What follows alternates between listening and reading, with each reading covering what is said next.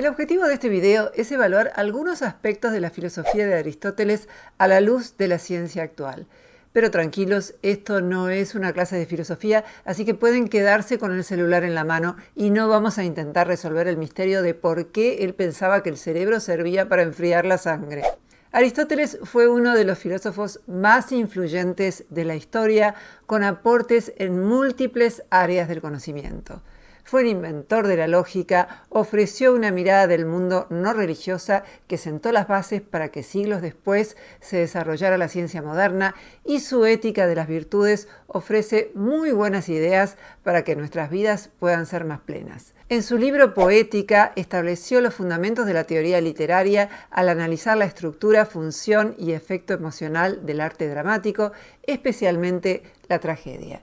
No voy a seguir la secuencia de los manuales de filosofía que siempre empiezan con lo más abstracto, la metafísica, para concluir con lo más práctico, la ética y la política. La idea básica de todo el video es la de analizar sus aciertos y problemas a la luz de la ciencia actual, que es muy distinta de la que existía en la antigua Grecia, si es que acaso podemos llamarla ciencia. Pero primero, dos palabras para ubicar a Aristóteles en las coordenadas de tiempo y lugar, y luego nos metemos de lleno en el tema.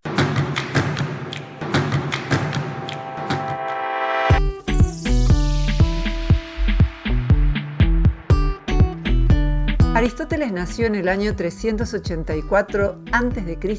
en Estagira y murió en el 322 a.C., a los 62 años. Fue discípulo de Platón en la Academia de Atenas, donde estudió durante 20 años. Ya hicimos un video sobre Platón a la luz de la evidencia científica. Si les interesa, pueden verlo, pero no hace falta que hayan visto ese video para entender este. La relación entre Platón y Aristóteles se convirtió en amistad a pesar de sus diferencias filosóficas. A Aristóteles se le atribuye la frase «soy amigo de Platón, pero más amigo soy de la verdad y por eso voy a cuestionar sus ideas», reflejando su compromiso con la búsqueda de la verdad, incluso si esto implicaba criticar a su maestro. Aunque las obras de Aristóteles nos llegaron incompletas, junto con las de Platón provocaron un cambio tan profundo que ambos autores pueden considerarse los fundadores de la filosofía como disciplina rigurosa y sistemática. A diferencia de Platón, que postulaba que existen dos mundos, el de las ideas y el mundo al que podemos acceder con los sentidos, la vista, el oído, el olfato, etc., Aristóteles argumenta que las formas no existen en un mundo separado, sino que son inherentes a los objetos en el mundo físico y que los seres humanos las conocemos a través de la observación, la experiencia y el proceso de abstracción. En este sentido, Aristóteles se aproxima más a la ciencia actual, que explica los procesos mentales como interacciones entre el cerebro, el cuerpo y el entorno, y no como algo separado de las entidades materiales. La filosofía de Aristóteles es conocida como realismo aristotélico porque sostiene que la realidad está compuesta por sustancias individuales que existen en el mundo material y sensible, y que estas sustancias tienen propiedades esenciales que las definen. También se denomina la filosofía de Aristóteles dualismo ilemórfico porque sostiene que cada sustancia está compuesta por materia y forma. La materia constituye el sustrato físico y la forma determina su esencia e identidad. La obra de Aristóteles suele ser clasificada en 5 grupos: lógica, filosofía natural, metafísica, ética y política, y retórica y poética.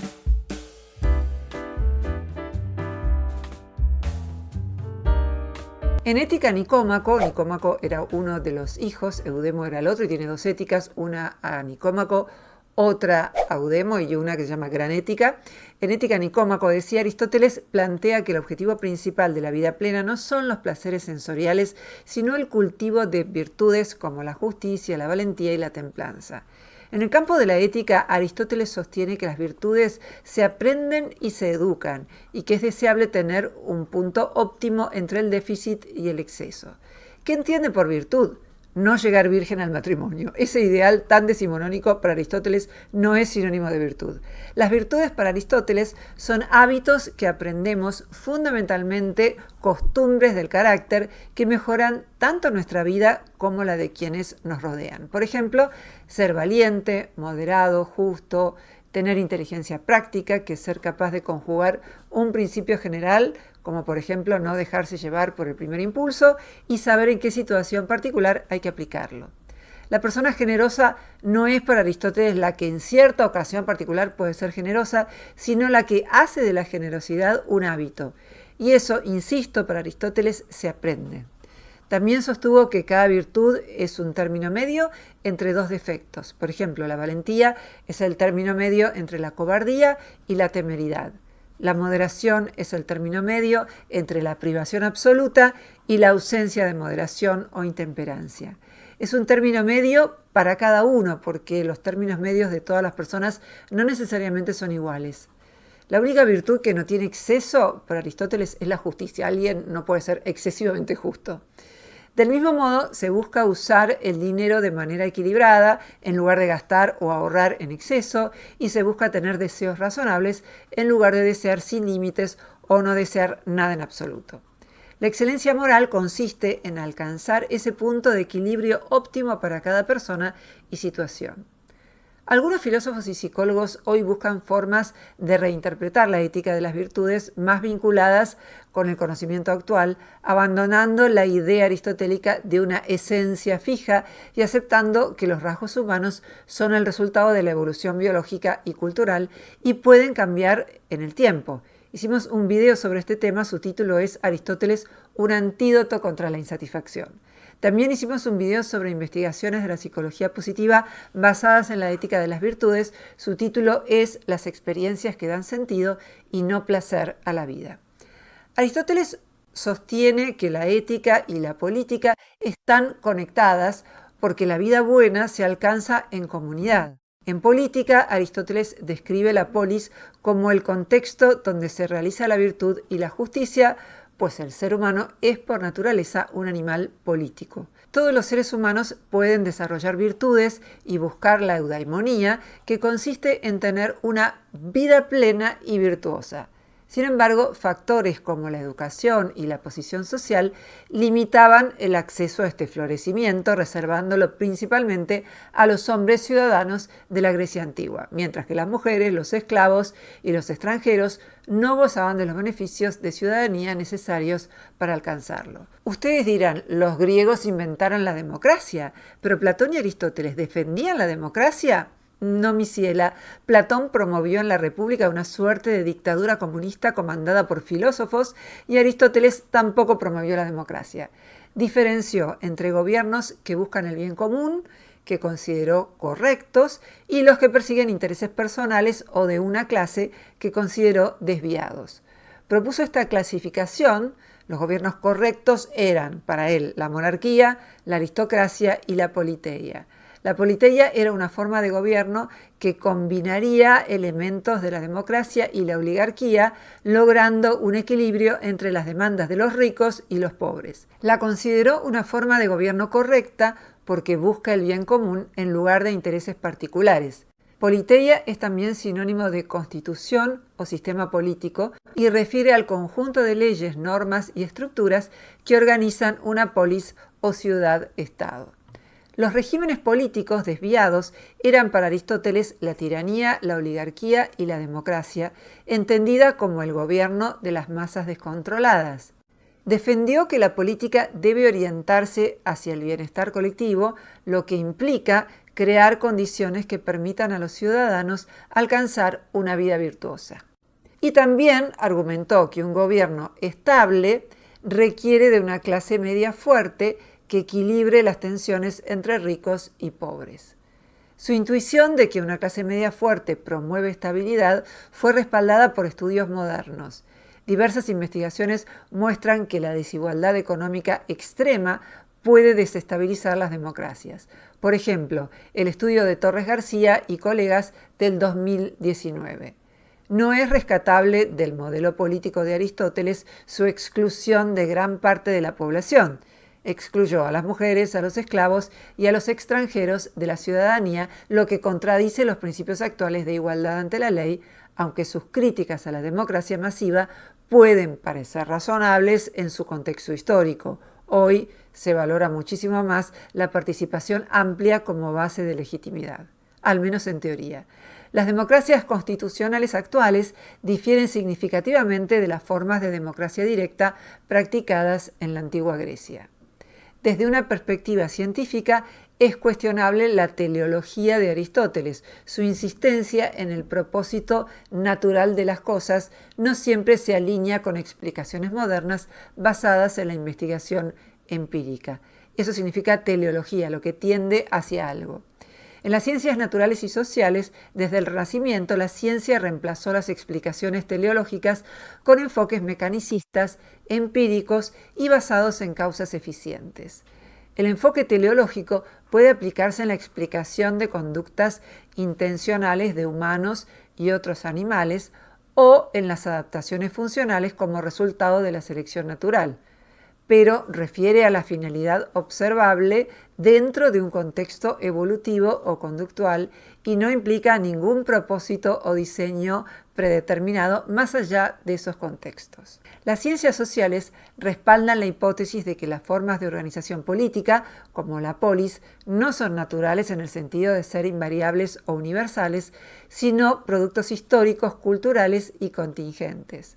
Aunque la organización social es parte de la naturaleza humana, las estructuras políticas específicas surgen a través de procesos históricos y no son inevitables ni predeterminadas. Estudios antropológicos muestran que los humanos han vivido en una amplia diversidad de sistemas sociales, desde cazadores-recolectores hasta estados modernos, refutando la idea de que la polis es el destino natural de la humanidad. La psicología y la genética han refutado la idea de que ciertas personas están naturalmente destinadas a roles subordinados o de liderazgo, como planteaba Aristóteles. Las diferencias de poder y jerarquía son explicadas hoy como resultados de dinámicas sociales, culturales y económicas, no de determinaciones biológicas. En filosofía política contemporánea se complejiza la noción de bien común en Aristóteles. Las democracias modernas reconocen la diversidad de intereses y valores en contraste con la visión aristotélica de un bien común uniforme. En síntesis, la política de Aristóteles sigue siendo una fuente de inspiración para la filosofía y la ciencia política, especialmente por su énfasis en la virtud y el bien común. Sin embargo, muchos de sus prejuicios, como su visión elitista, fueron cuestionados y superados por los ideales contemporáneos de igualdad y derechos universales.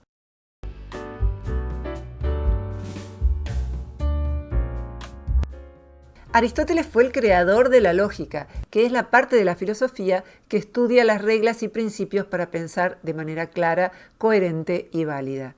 Schopenhauer imagina que cuando los griegos inventaron la democracia, en lugar de privilegiar la violencia física para imponerse ante un contrincante, los griegos necesitaron ordenar el pensamiento y determinar cuáles de sus reglas eran válidas y cuáles no. Y así, dice, fue que a Aristóteles se le ocurrió inventar la lógica. Algo muy destacable es que la lógica permaneció prácticamente igual desde Aristóteles hasta el siglo XIX, cuando Boole y Frege desarrollaron la lógica formal.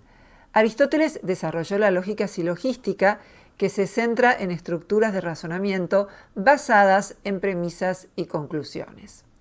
Aristóteles exploró la deducción y la inducción. La deducción, como saben, nos permite obtener conclusiones necesarias a partir de premisas ya conocidas. Por ejemplo, no voy a dar el ejemplo trilladísimo de que todos los hombres son mortales, Sócrates es hombre y por tanto Sócrates es mortal. Bueno, lo acabo de dar, ¿para qué buscar otro? Esto es lo que Aristóteles llamó deducción, porque vamos de lo general, y es que todos los hombres y mujeres son mortales, y si Sócrates es un hombre, necesariamente tendrá que ser mortal. Aristóteles también identificó la inducción, que es bastante más complicada que la deducción, pero por ahora no la vamos a complicar, y diremos que nos permite abstraer conceptos universales a partir de casos particulares, como por ejemplo, la manzana que comí ayer estaba madura, la manzana que comí hoy también está madura. Conclusión: todas las manzanas de este árbol están maduras, pero a diferencia de la deducción, la conclusión en la inducción quedaría refutada si encuentro en el árbol una manzana sin madurar. La inducción mantiene un grado de incertidumbre porque depende de la evidencia disponible y es corregible cuando surge nueva evidencia.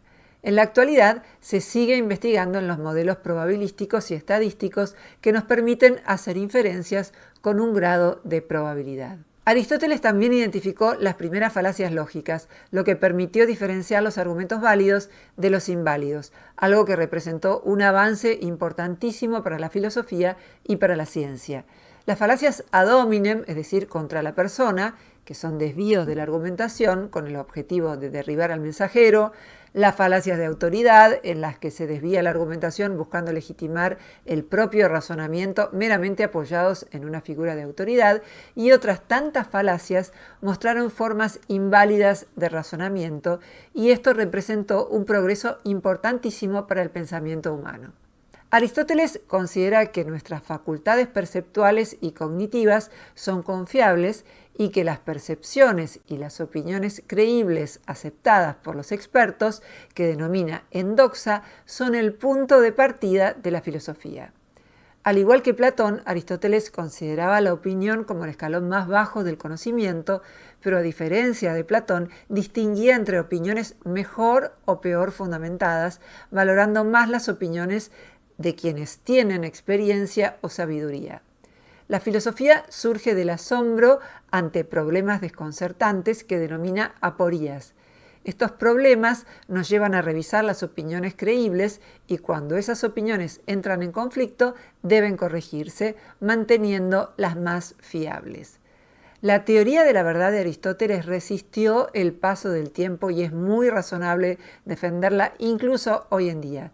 Se basa en el principio de correspondencia, según el cual una proposición es verdadera si corresponde con la realidad y falsa si no coincide con los hechos. Entonces, la verdad no es una cosa, sino una relación adecuada en la que una afirmación se corresponde con un hecho. En la actualidad se siguen utilizando teorías de la verdad basadas en la misma idea, aunque con modificaciones para abordar problemas que Aristóteles no consideró, como la naturaleza dinámica del conocimiento y la relación entre lenguaje y realidad.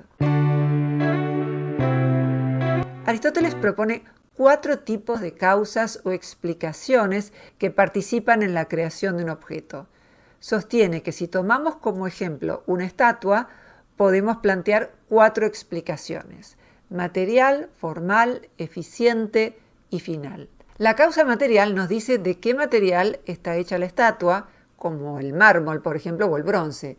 Cuando analizamos la propuesta a la luz del conocimiento actual, vemos que la propuesta requeriría varios cambios. La causa material se podría reinterpretar como la explicación que refiere a los componentes de un sistema, pero habría que incluir referencias a campos cuánticos, partículas, átomos, moléculas y muchos otros componentes que no se conocían en la época de Aristóteles. La causa formal de Aristóteles nos dice que la forma o diseño de la estatua le da apariencia de una figura específica como la de un dios o un héroe. La causa formal podría ser reinterpretada como la organización y estructura de una entidad material, pero el concepto aristotélico de esencia, que implica una naturaleza fija e inmutable, es cuestionado en la actualidad, ya que muchas teorías modernas sostienen que las propiedades de los objetos y seres vivos son contextuales y cambiantes. La causa eficiente de Aristóteles nos dice quién fue el escultor que dio forma a la estatua mediante su trabajo. Sin embargo, la forma actual de entender la causalidad es muy diferente a la aristotélica. Hoy en día, la causa no es entendida como un agente intencional, como el escultor, sino como un evento o proceso que influye sobre otro. Las causas pueden ser múltiples y probabilísticas y se estudian como parte de un mecanismo que sería una cadena de sucesos causales dentro de sistemas dinámicos. Ya no se adopta el supuesto aristotélico de que todo cambio necesita una causa externa. Por ejemplo, el cambio en los procesos biológicos puede ser el resultado de mecanismos autorreguladores internos y puede implicar interacciones entre causas internas y externas. La causa final de Aristóteles nos dice el propósito de la creación de la estatua como rendir homenaje a una figura importante. desde la perspectiva de la ciencia actual, la causa final solo se conservaría en la explicación de conductas intencionales, porque en física y química los fenómenos no se explican en términos de propósitos, sino de leyes y factores causales. Y en biología, las estructuras y funciones no se explican en términos de propósitos, sino como resultado de procesos evolutivos sin una intención consciente.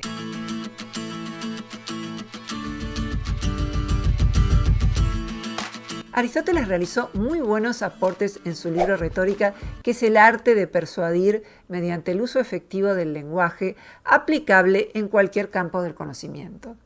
Los tres modos de persuasión para Aristóteles son el ethos, que es la credibilidad y el carácter del orador, el pathos, que es la apelación a las emociones del público, y el logos, que es la argumentación lógica y racional.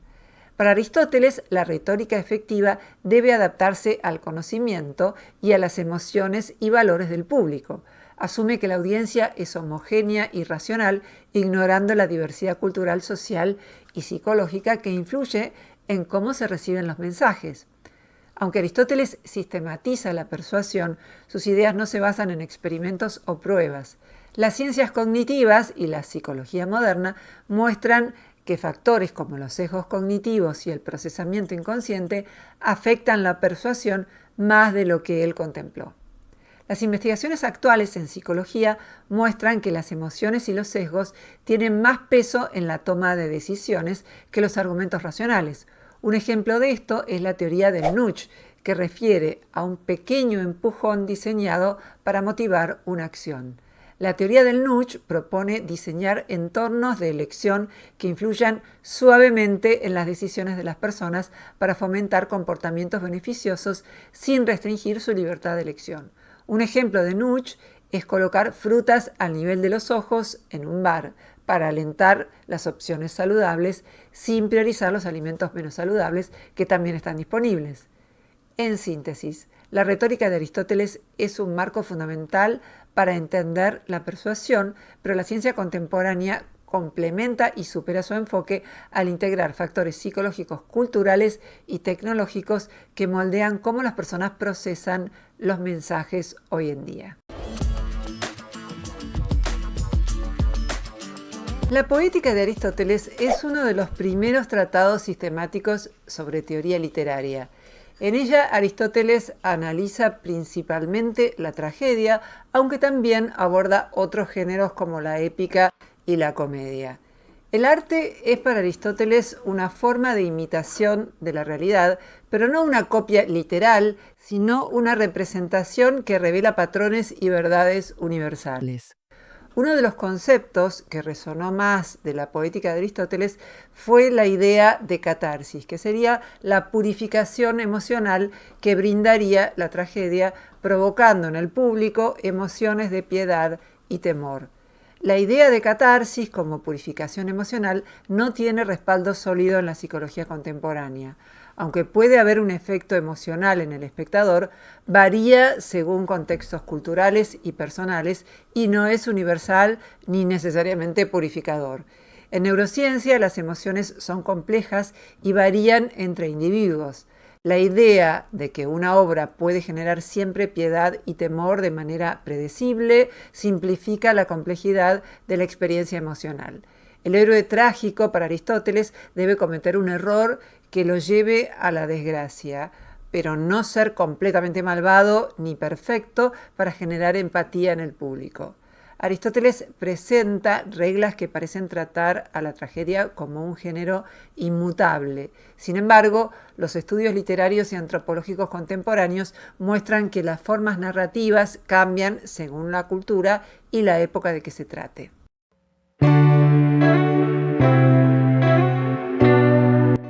La filosofía natural es el antecedente de lo que hoy conocemos como ciencia. En la ciencia antigua se utilizaban observaciones, mediciones, clasificaciones, generalizaciones y razonamientos deductivos, pero no experimentos controlados como en la ciencia moderna. Las ideas científicas de Aristóteles contenían errores que fueron corregidos en épocas más recientes. En sus tratados sobre los animales propuso teorías sobre la generación espontánea de animales inferiores y sobre la función refrigerante del cerebro. Todas estas teorías fueron refutadas por la biología moderna. Aristóteles sostuvo que los objetos terrestres se movían de manera muy imperfecta debido a los 4 elementos: agua, tierra, aire y fuego, mientras que los astros se movían perfectamente en una esfera compuesta por el éter. En los siglos XVI y XVII, estas ideas aristotélicas fueron cuestionadas y reemplazadas por teorías que sentaron las bases de la ciencia moderna. Su modelo geocéntrico fue sustituido por el heliocéntrico de Copérnico, Kepler y Galileo, y su concepción del movimiento fue superada por las leyes de Galileo y Newton. Aunque las teorías científicas de Aristóteles fueron superadas, sus ideas sirvieron de base para el pensamiento medieval y renacentista. Aristóteles realizó observaciones detalladas de la naturaleza, clasificando organismos y describiendo comportamientos animales. Introdujo el concepto de la escala natural, que organizaba a los seres vivos en una jerarquía según su supuesta perfección y propósito inherente. Su metodología empírica fue precursora del método científico. Sin embargo, el problema de su enfoque radica en su visión estática de las especies y en su jerarquía basada en criterios de perfección y propósito, sin tener en cuenta el cambio evolutivo. La idea de escala natural fue reemplazada por la teoría de la evolución de Darwin, que propuso un modelo dinámico de cambio gradual, y por el estudio de las relaciones evolutivas y genéticas entre las especies.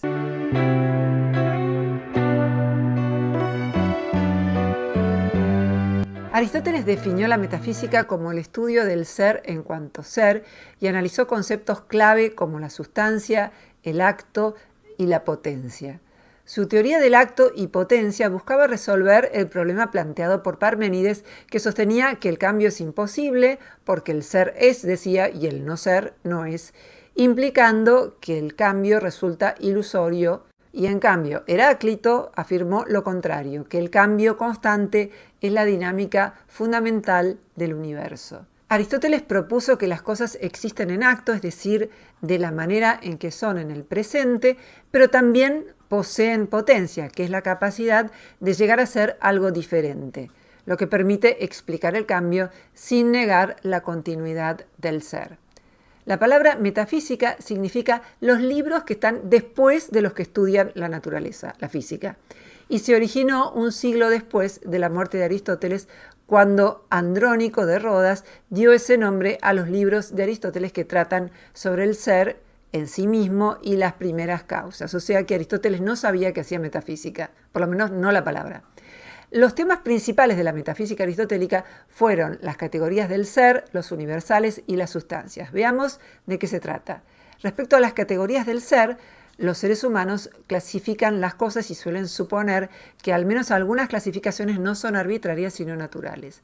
Este supuesto lleva a formular varias preguntas. Primero, la pregunta de cómo deberíamos subdividir la clase universal de todas las cosas en distintas categorías del ser. Segundo, el problema de los universales, que es la pregunta de si las propiedades y conceptos generales como rojo o humanidad tienen existencia independiente de las cosas o son solo nombres que damos a las cosas similares. Tercero, el tema de las sustancias, que es la pregunta de cómo distinguir las sustancias que existen en sí mismas, como un animal o una mesa, y las entidades que dependen de otras para existir, como una sonrisa o un agujero. Aristóteles sostuvo que las formas no pueden existir por sí mismas, sino siempre unidas a la materia. Las formas serían las características específicas del objeto que le dan su identidad. Los cambios en la forma de un objeto pueden coexistir con la permanencia de la sustancia.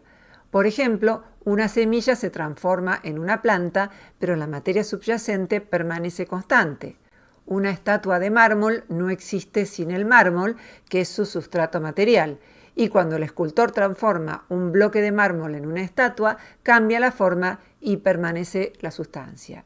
En un ser humano, la materia es su cuerpo físico y las formas son las características que hacen que esa persona sea única. Aristóteles sostiene que materia y forma están inseparablemente unidas, que la mente es una facultad del alma y que el alma no es separable del cuerpo.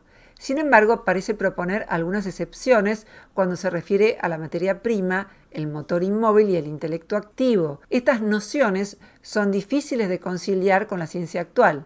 La física contemporánea explica el cambio y la composición de los objetos en términos de campos y partículas fundamentales sin recurrir a una materia prima sin forma. La metafísica científica cuestiona la noción de entidades inmateriales independientes de la materia. Los conceptos abstractos pueden entenderse como construcciones conceptuales que son dependientes de los procesos cerebrales de quien los piensa. Por ejemplo, los números o las proposiciones son conceptos abstractos, pero no existen como entidades sustanciales independientes de los actos de pensarlos.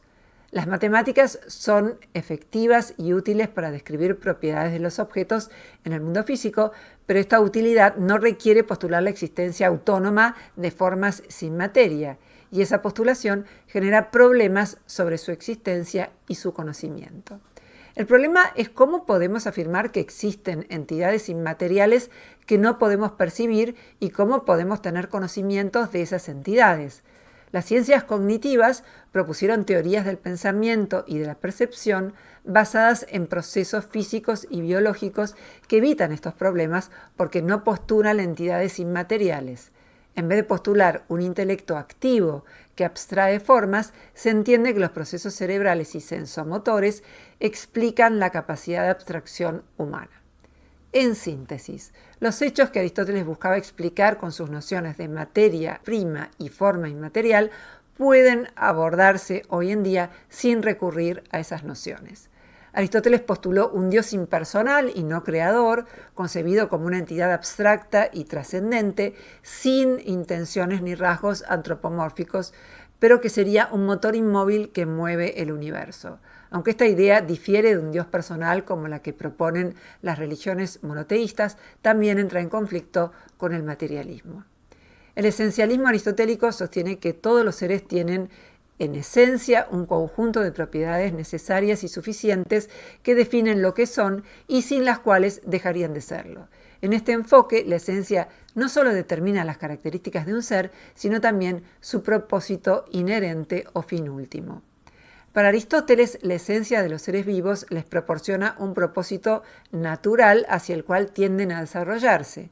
En contraste, la esencia de los objetos inertes artificiales, como herramientas o estatuas, refleja el propósito para el cual fueron diseñados. Y la esencia de los objetos inertes naturales, como rocas y ríos, se define por sus propiedades fundamentales sin que se les atribuya un propósito. Para Aristóteles, la esencia de la especie humana se caracteriza por su capacidad de razonamiento, su naturaleza social y su aspiración a la virtud y a la felicidad, lo que se resume en la definición del ser humano como animal racional. En la ética antigua y medieval se pensaba que los humanos tienen una esencia inmutable que determina sus características, las que tienden a una forma predeterminada. Esta esencia diferenciaba a los humanos de otras especies y justificaba ciertas normas de comportamiento, ya que se creía que Dios había otorgado y había establecido un propósito que los humanos debían cumplir. Por ejemplo, se pensaba que si la esencia humana consistía en ser animales sociales y racionales, debemos tener una vida social y actuar según la razón, y si la esencia humana establece jerarquías, debemos aceptar la ubicación social que nos tocó en suerte. Un himno religioso del siglo XIX resumía esta noción jerárquica en la frase: «El hombre rico vive en su mansión y el pobre junto a su puerta. Dios los hizo altos y bajos y determinó su posición». Para Aristóteles había esclavos por naturaleza, aunque concedió que el día en que las máquinas permitieran suplantar a los trabajadores en el arado, la esclavitud podría desaparecer. Resumiendo, la noción tradicional planteaba una esencia humana inmutable, una definición del ser humano basada en rasgos necesarios y suficientes, una separación tajante entre humanos y otros animales y un efecto normativo basado en un propósito establecido por Dios. Desde el siglo XVII, la noción tradicional fue cuestionada. En metafísica se criticaron las ideas de esencia, alma y Dios y se propusieron teorías materialistas más cercanas a la ciencia. La teoría de la evolución llegó a revisar las ideas tradicionales sobre las especies. Con una visión esencialista, resulta difícil comprender que los humanos evolucionamos a partir de ancestros no humanos, que compartimos un ancestro común con los chimpancés y que podríamos evolucionar hacia algo distinto de lo que somos hoy. La idea de una esencia humana previa a la existencia de seres humanos pierde sentido cuando estudiamos la evolución biológica y otros procesos de cambio gradual. Ya no se emplea la definición de animal racional para caracterizar a la especie humana y cuando se utiliza una definición por género y diferencia en otros contextos, no es necesario adoptar la noción de esencia. La filosofía reformuló la noción de esencia a través del concepto de clase natural, como ocurre con los elementos químicos, cuyos rasgos se explican por su estructura atómica. Sin embargo, en las especies, el cambio en los rasgos a lo largo del tiempo implica que no se definen por esencias fijas, sino por las relaciones entre ancestros y descendientes. La noción de naturaleza humana se reformuló para referirse a rasgos estadísticamente comunes explicados por mecanismos evolutivos y genéticos que permiten variaciones individuales. Las características típicamente humanas suelen aparecer juntas, pero pueden ocurrir excepciones por variaciones genéticas. Este enfoque abandona la idea aristotélica de una esencia fija y acepta que los rasgos humanos son el resultado de la evolución biológica y cultural y pueden cambiar en el tiempo. La especie humana no se define por condiciones inmutables y las propiedades típicas de la especie no implican efectos normativos directos. La biología puede contribuir a la ética y a la política de varios modos. Por un lado, puede explicar la evolución biológica y cultural de comportamientos como la empatía y el altruismo, que son la base de los principios morales más complejos. Por otro lado, puede investigar las relaciones de las normas morales y legales con las características típicas de la especie humana. Las normas morales y legales evolucionaron históricamente, pero ciertas tendencias biológicas compartidas las regulan y estabilizan. Aunque el esencialismo tradicional es incompatible con la ciencia actual, la biología sigue siendo relevante en los debates sobre ética y política. Aristóteles consideró que el alma es una forma de comportarse y pensar y distinguió entre el alma vegetativa, que es responsable de las funciones vitales, el alma sensitiva, que permite la percepción y la sensación, y el alma racional, que permite el pensamiento y la razón. Según Aristóteles, el alma es una naturaleza particular que explica el cambio y el reposo en los seres vivos, incluyendo plantas, animales y humanos. Establece que la relación entre el alma y el cuerpo es similar a la de la forma y la materia. El alma sería un conjunto de capacidades que permite a los organismos realizar funciones vitales como la nutrición, el movimiento y el pensamiento.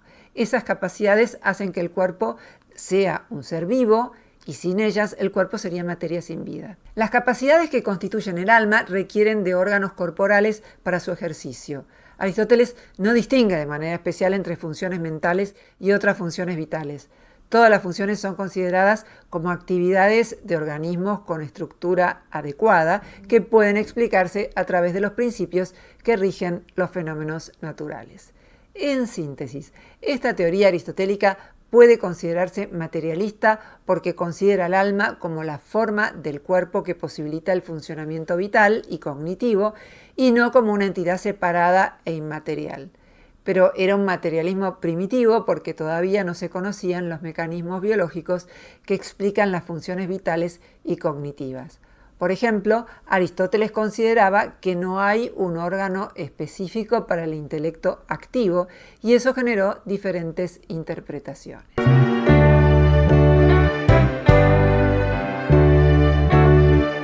Se perdieron obras tanto de Platón como de Aristóteles, pero la pérdida fue mucho mayor en el caso de Aristóteles.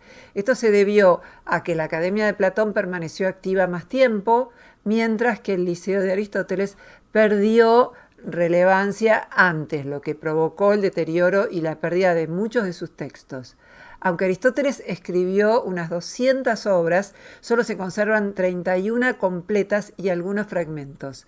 Se perdieron las obras más accesibles al público y se conservaron principalmente los tratados técnicos. Desde el siglo VIII, las obras conservadas en Asia Menor se tradujeron al árabe y tuvieron un impacto significativo en filósofos islámicos como Avicena y Averroes. En los siglos XII y XIII, los textos de Aristóteles se tradujeron del árabe al latín, lo que reintrodujo sus obras en Europa occidental, revitalizando el pensamiento filosófico de autores como Alberto Magno y Tomás de Aquino. En sus inicios, la filosofía cristiana adoptó una combinación de lecturas literales y alegóricas de la Biblia y mantuvo una ambivalencia sobre la naturaleza de la materia, viéndola a la vez como buena y como fuente del mal. Esta perspectiva empezó a cambiar en el siglo XII con la traducción de textos griegos y árabes y con la reintroducción de los escritos de Aristóteles en Europa a través de los árabes, lo que llevó a un enfoque más empírico y materialista en la comprensión del mundo. En el siglo XIII, Tomás de Aquino trató de integrar la filosofía aristotélica con la doctrina cristiana y Roger Bacon introdujo el método hipotético deductivo esencial en la investigación científica. Entre los siglos XIV y XVII surgieron críticas a la física y metafísica aristotélica con figuras como Copérnico, Francis Bacon, Galileo, Boyle y Newton. La Iglesia Católica trató de reprimir los cuestionamientos, pero los avances científicos y tecnológicos aceleraron el cambio. Bacon escribió el nuevo Organon como la alternativa al Organon de Aristóteles. La palabra Organon significa herramienta en griego y refiere al conjunto de obras de Aristóteles sobre lógica, ya que eran consideradas herramientas para el razonamiento. Mientras el enfoque aristotélico proponía alcanzar el conocimiento mediante la deducción y el razonamiento a priori, Bacon consideró que ese enfoque limitaba la investigación natural y propuso un método basado en la observación empírica y la inducción, sentando así las bases metodológicas de la ciencia moderna. Bacon buscaba basar el conocimiento en la investigación experimental y no en la especulación filosófica.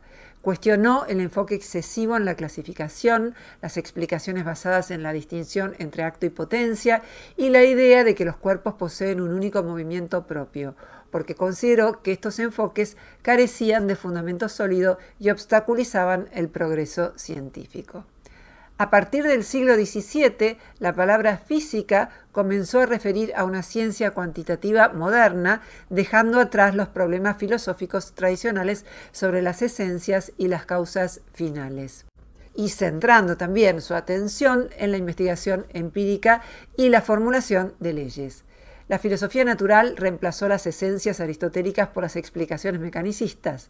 Algunos temas que antes pertenecían a la física, como la relación entre mente y cuerpo o la libertad de la voluntad, comenzaron a clasificarse como problemas metafísicos. De este modo, la palabra metafísica pasó a usarse como una categoría general para las cuestiones filosóficas que no encajaban en la epistemología, la lógica o la ética. Al mismo tiempo que se criticaba la metafísica aristotélica, surgieron nuevas formas de pensar la metafísica, entendida como la discusión y creación de marcos conceptuales basados en los avances científicos. Es lo que actualmente se denomina metafísica científica.